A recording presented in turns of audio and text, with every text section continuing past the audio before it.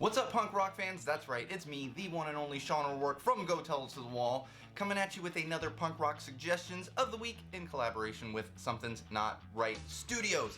For this particular edition, I am talking about a band that is near and dear to my heart, and if you're from Southern California, you're probably pretty familiar with this band. It's a band that's been around since 1991. They started in San Diego, and they are known as Buck-O-Nine.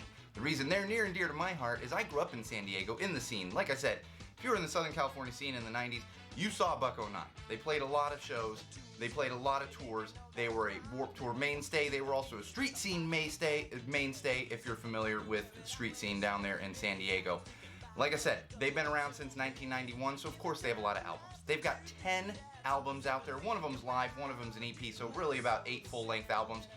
But despite the fact they've been around that long, they're still putting out new music. In fact, about a year ago, April 2019, they put out their most recent album, which is Fundamental. Great album, really back to their roots as far as the ska reggae scene. They wouldn't really necessarily be considered a punk rock band to a lot of people. There is a lot of crossover. If you're familiar with the scene, there is a ton of crossover. We have like the Less Than Jakes of the world that are that ska punk.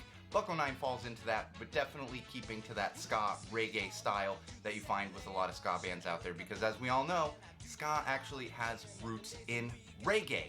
So Buck-O-Nine, I've been seeing them for years. I've seen them at least 24 times in concert. Cannot recommend them enough. They bring that insane energy that you're gonna find with a lot of those ska punk bands out there, and you will not be disappointed if you get the chance to see them live. And even if you're not familiar with them, you're not familiar with the scene, there's a good chance you've heard some of their music, because they are one of these bands that back in the late 90s, their songs were popping up on soundtracks and in commercials and that kind of stuff.